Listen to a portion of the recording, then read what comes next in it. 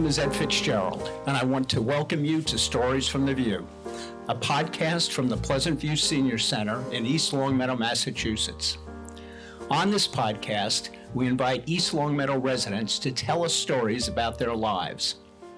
Our guest today is Deputy Elizabeth DePaula from Hampden County Sheriff's Office. Leading our conversation today is Mary Jenowin Kaplan. Good morning, Mary. Good morning, Ed. Thank you so much. And thank you, Liz, for coming to speak with us today. Thanks for having me. This is exciting. It is. So, Liz, I got to ask, our listeners want to know, how did a nice girl like you end up in jail?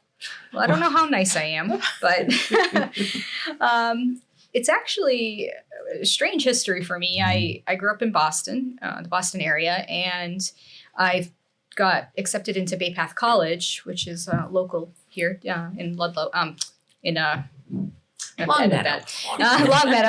And so when I moved out here and I was going to school, I had actually wanted to go into forensic psychology and forensic science, but none of my credits from the community college I was in transferred. So I was like, oh, what can I do? Because I was ready to finish up. And at the time I got, somebody had suggested law enforcement. And I was like, oh, that's interesting. Like, why not go into criminal justice? Sure. So everything transferred in. So I was like, solid, let's do that. And during my time there, what a great school that is.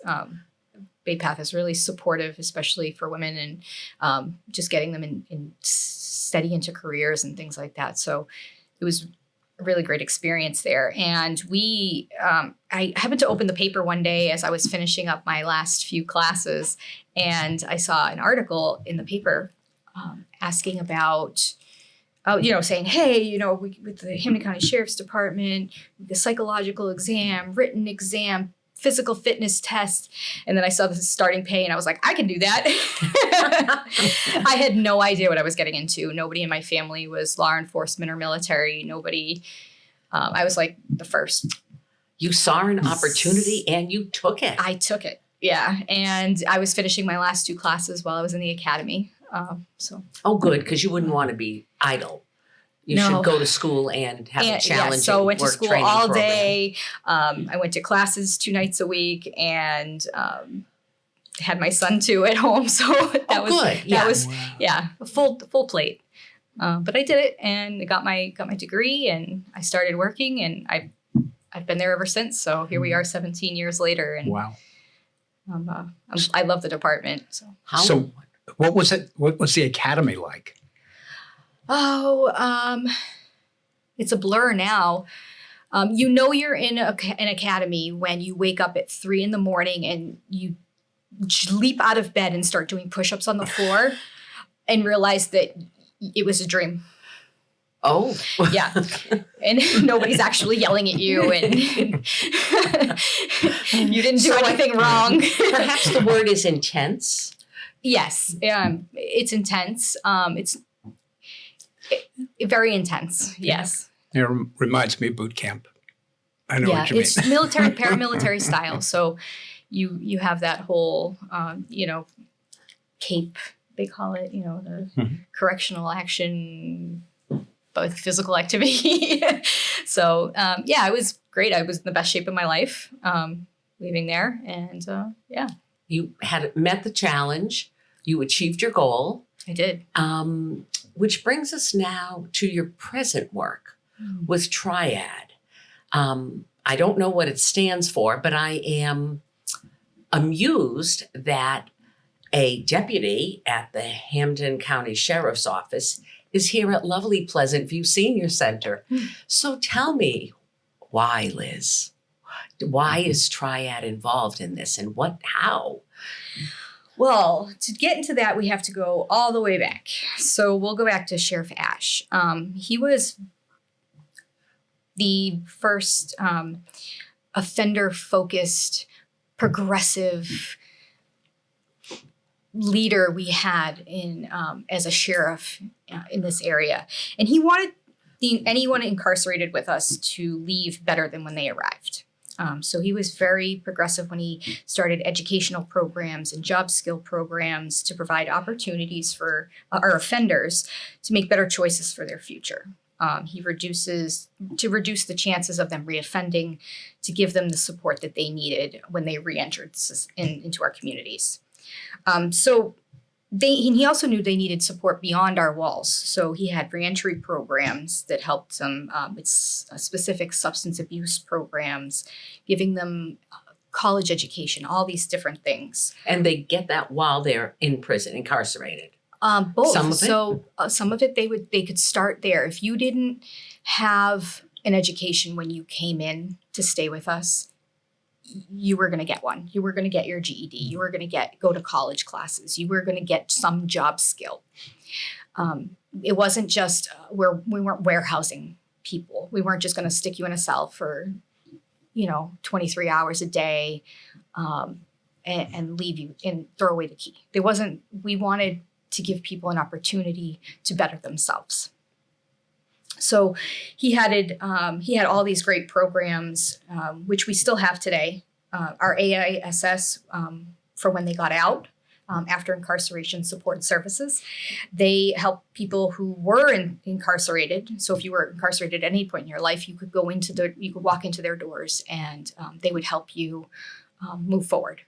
Whether it be getting your identification, getting a driver's license, getting housing, getting job skills, getting more education. It's a lot. It's a life change. Absolutely. It's those things that we take for granted, those little things that you don't think about that are so important. Because not everybody has the same opportunities. So he wanted to make sure that everyone at least had a chance. So when Sheriff Kochi took over, he still maintains those same principles that were laid out by Sheriff Ash, as he saw an opportunity to build on that foundation, to expand and reach it more out into the community. So he harnessed the full power of the sheriff's office, which transitioned us from being a department to being a sheriff's office. So this moved us forward, and now we're able to support the community in a multitude of ways. So first responding agencies now have our support when it comes to patrolling in areas, if they don't have the staffing. So staffing's always a huge issue for law enforcement. It's a hard job. Not everybody can do it. Not everybody wants to do it. So it's very difficult. That the whole image of how the media portrays us, it can be super challenging for how we move forward.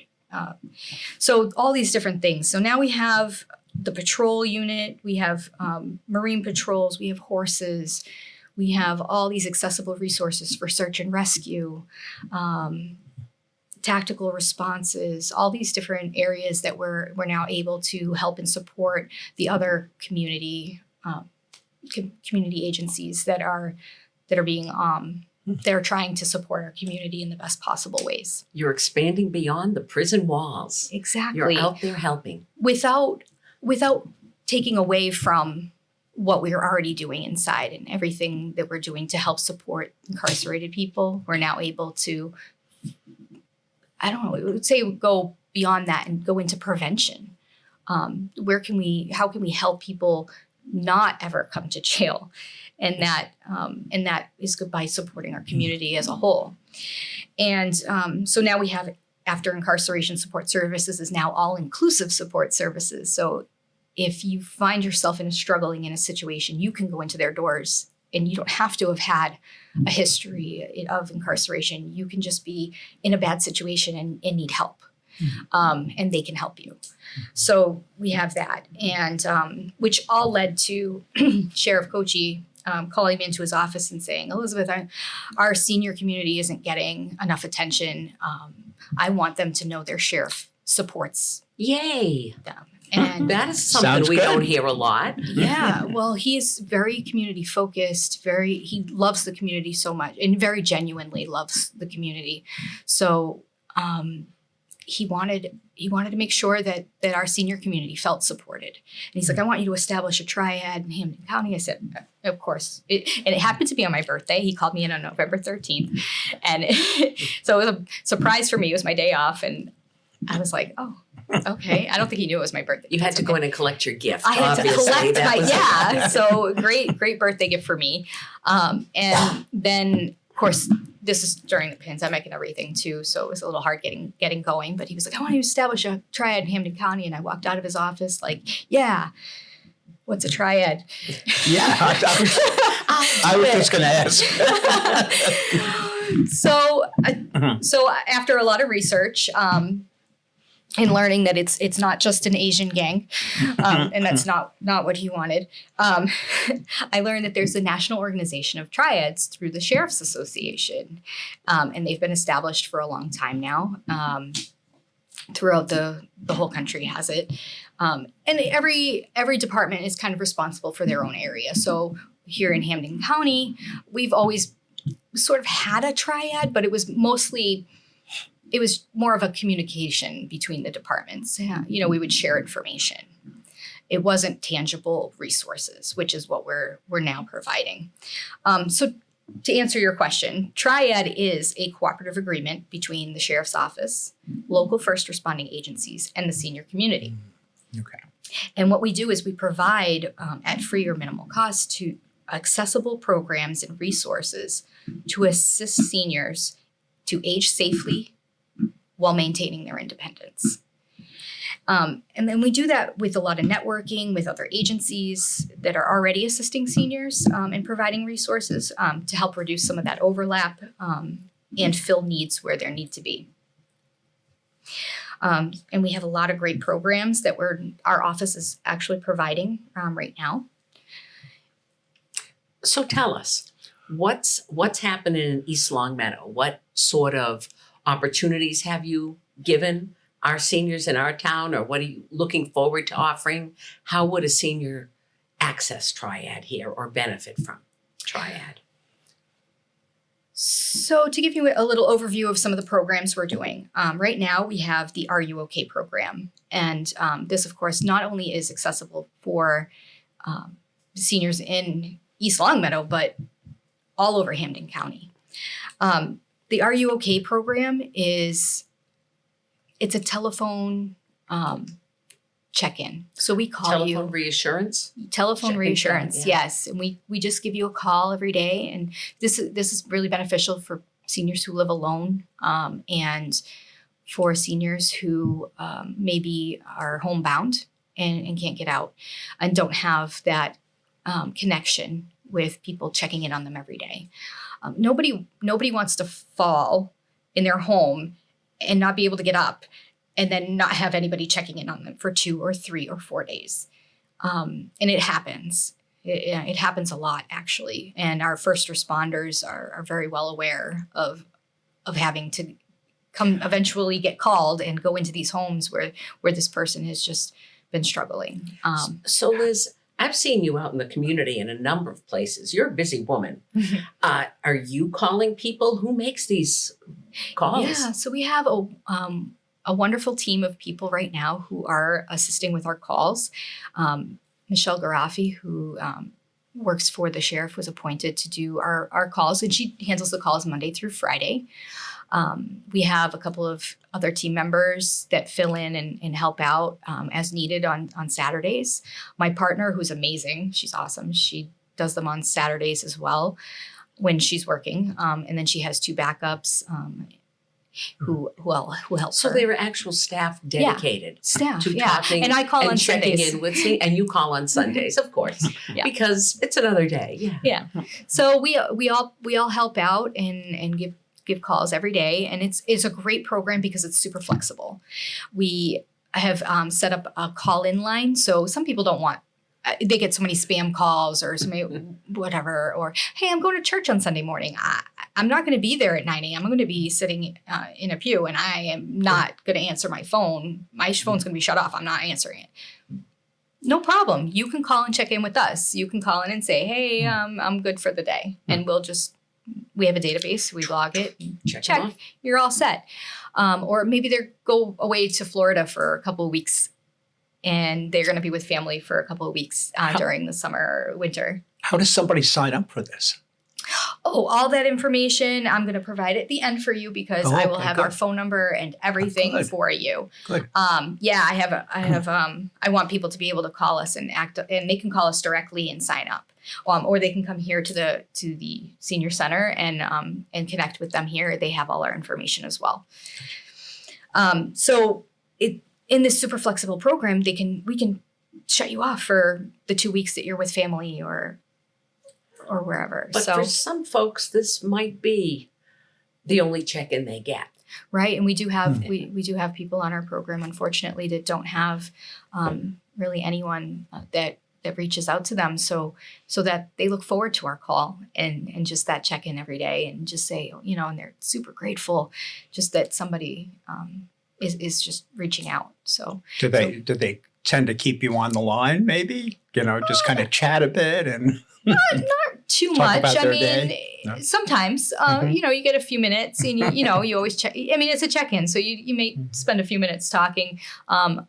As the program gets bigger and bigger, it's harder for us to stay on the line because we have Right. we have That's to what I make was sure we thinking. check in with people, and it's really it's not really designed for long conversations, but we definitely do spend that few minutes just to check in and make sure they're okay.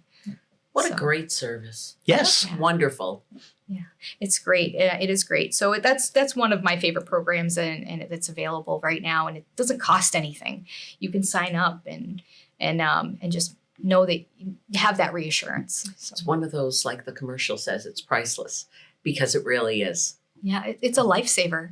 It's an absolute lifesaver because if anything happened, so what happens is if you don't pick up your phone, what if something did happen and you don't? Or what if you miss it? You can call us back. So that's Okay. what that call-in line is for. Yep. Oh, you missed the call. Oh, just call us right back. So we Before actually the people break down your door to rescue you. right. or Well, whatever. we're hoping we don't have to do Yeah.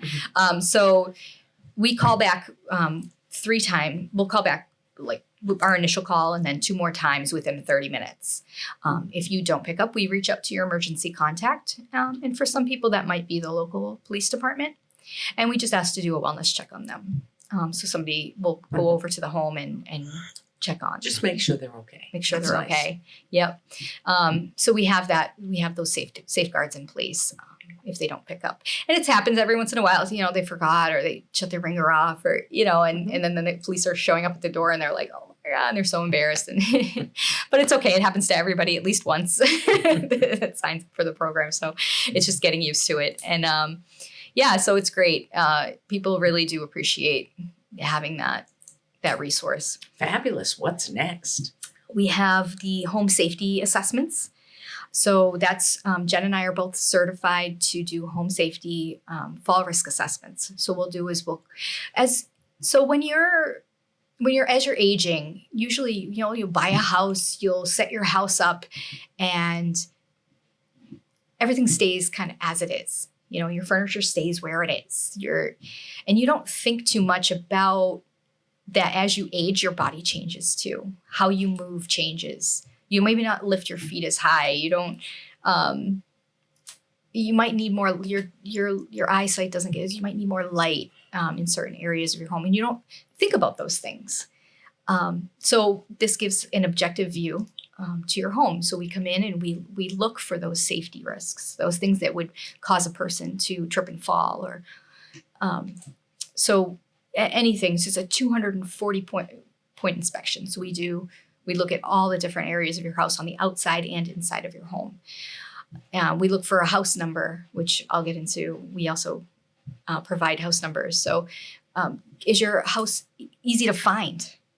So that's one of the first things that we look for. Do you have a life file on your refrigerator? File of life. The file right? of life. Yeah. So we actually provide those to Hampden County life files. We make our own. It gives our inmates something to do. They for the community. They work in our print shop and they print those for us. There may be people that don't know what that entails. So would you just share what you would have on a file of life and how it's useful? Absolutely. A life file. So a Hampden County Life File is it's an emergency contact card. So you keep it on your refrigerator. It comes in a clear plastic sleeve with magnets on the back, and you fill it out. You have to fill it out. That's one of the most important things is that you fill it out and keep it updated. And what it does is it offers the information that a first responder would need if they were to have to come to your home and provide medical care for you. So it has your medications, any allergies you might have, any Conditions, any health conditions, chronic health conditions that you're facing, who to contact if you have a pet at home or a service animal. Who's responsible for taking care of that animal while you're away? Because a lot of people worry about that. You're like, if I have to go to the hospital, who's going to feed my cat? Who's going to take my dog for a walk? So they have that information. Who's going to let them know that these things need to happen? So all that information is in there. And if there isn't enough room, there's plenty of space if you want to add some information, get an index card or print out your medical information and slide it in there. And Yes. So this has a magnet on it. It's a little pouch with a magnet, and then you just adhere it to your refrigerator. Yeah, it makes it easy to, you can update it and replace it as needed. Yeah. So yeah, it's so we look for those on our fridge during our inspection on the refrigerator. And we look at like the mat you walk in over when you step over the threshold of your house. Like, is that tacked down to the floor, or are you gonna slip, or is that gonna slip from under you and cause a problem? So we look at all these different things. 200 and something. 240 safety points, safety That's great. points. Yes. And then it takes about 1.5 to 2 hours to complete an assessment. And then we do, we write a complete report, a little, a summary and checklist of the different things that we saw that could be updated. If you need grab bars in your bathroom, things like that.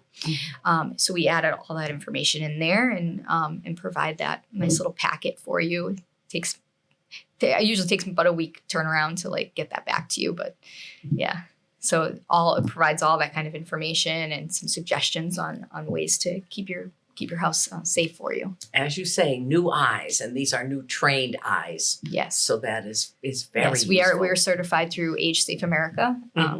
So we do take that very seriously as far as, making sure that we're looking at all those different things and making sure people are aging safely in their home. We want to keep people's home as long as we can. So excellent. Which brings us to that house numbering that I was telling you about. If you can't find your home, how's an ambulance going to find your home? How's your Amazon's delivery going to find your home? Yeah, let's go to the Super real important stuff. Right? But first responders, a fire department, if a fire department goes right by your house and then they have to back that truck up, those are minutes lost. Ambulances, those are minutes lost. That's the difference between life and death. So we want to be able to make sure that your house is easy to find. So a reflective house number, we are, again, give our inmates something to do and a skill to learn.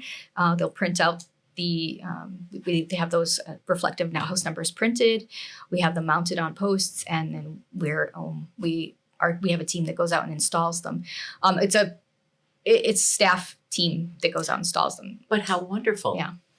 Because it's hard to get someone to help these days, so that's good. Yeah. So anything we can provide, and they don't cost anything, so it's great that we were able to do that. We also have sand delivery. So during the winter months, if you have trouble lifting those heavy bags of sand, we'll actually drop off a sand bucket at your house, and you can just sprinkle it out. And if you need a refill, you call us and we'll come get you a refill. For all of Hampden County. For all of Hampden County. It's wonderful. We've had over It's amazing. 360 some odd, 300 and something last year. The word is out. The word is out. East Longmeadow is definitely taking advantage of that opportunity, which is great. We love being able to connect with our residents that way. So fabulous. Look, she's got a long list. What's next?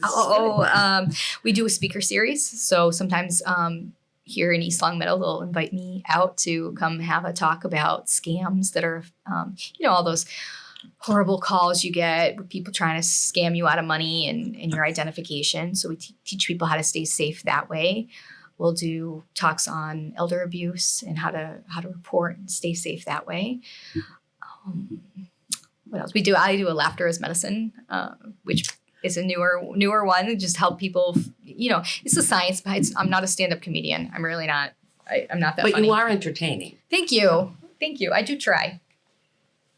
And so we try to just get people laughing. So just a little lighter of a topic.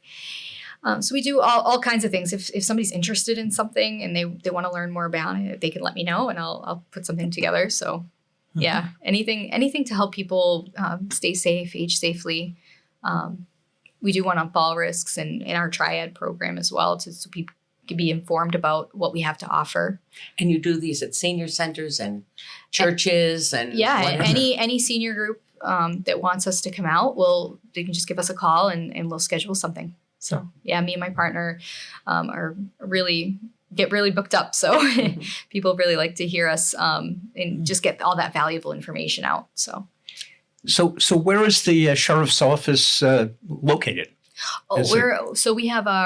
We are located in Ludlow, Massachusetts. So right here locally, we have Ludlow, and we have the Women's Jail in Chicopee, and we have a place on Mill Street in Springfield. Okay. So we have a lot of different facilities serving different purposes. God, okay.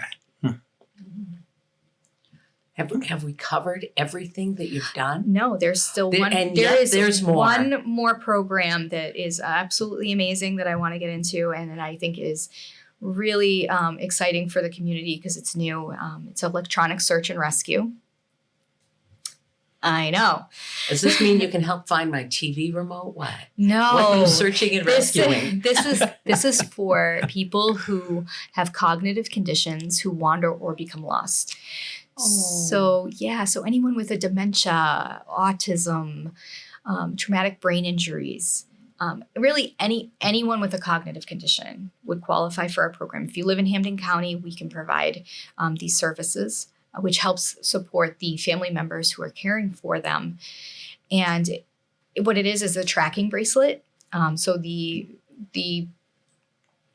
client would wear a little watch style bracelet. It's not super attractive, but it's effective, and that's what matters, right? Mm-hmm. So if they wander away, care providers, I know how stressful it gets when you can't take a shower or get a good night's sleep because you're afraid that they're going to walk away. And people with cognitive conditions, when they wander like that, they're very difficult to find. And the reason for that being is that it's not normal for them to respond when you call out for them. Or they might hide. Little kids with autism will hide if they get scared or nervous, or they hunker down because they're cold, and then they might not call out for help or respond to you, or even know that they're lost or wandering. A lot of times with people with dementia will wander away on a mission. They think they're going to back to work or trying to find a former residence. Mm-hmm. So finding them can be super difficult depending, on how long they've been gone. So our staff is trained to not only search and find using this tracking equipment, but also to communicate with someone who has one of these conditions, because the communication can be very difficult as well. You might even have somebody who's nonverbal and can't speak.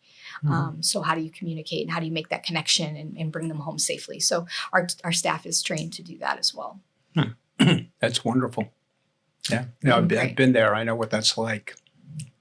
I've had someone walk away and not be able to find her. And she thought she was going home, but it wasn't the home that we lived in. So right. So how does somebody sign up for this? So all these programs run through our TRIAD division, and that is you can call us at 413-858-0060. And my partner Jen, who's amazing, and I really wish she could have been here today Deputy Jennifer Hawley, who is the best. She and I can help you sign up for any of the programs that we have to offer. And even if it's something we don't offer, call us anyway. Maybe it's something we have a resource for. We might know another community agency that has the resource you're looking for. So feel free to reach. Yeah. And give you something else to share. Yeah. So how wonderful. So there a website? Is there a website that someone could go to? Yep. Our Sheriff's Department website has links to our programs as well. Okay. So you can pop on there. Good. The best way to reach us though really is to call us directly. Okay. Our phone line, you can, if we're not there, just leave us a message and we'll get right back to you. So we're very, very good about follow through and getting our community connected with whatever resources they need. Great. Well, I, in the past, have been pretty knowledgeable about services, but I learned a lot today, Jen. Liz, thank you so very much. Do you have any parting words for us at this time or anything you've forgotten? You can say no, because it was very complete. Just thank you all for listening, and I hope you stay safe out there. Absolutely. That wraps up another episode of Stories from the View. We'd like to thank our guest, Deputy Elizabeth DePaula. The Stories from the View podcast is available on the LCAT 01028 channel on YouTube.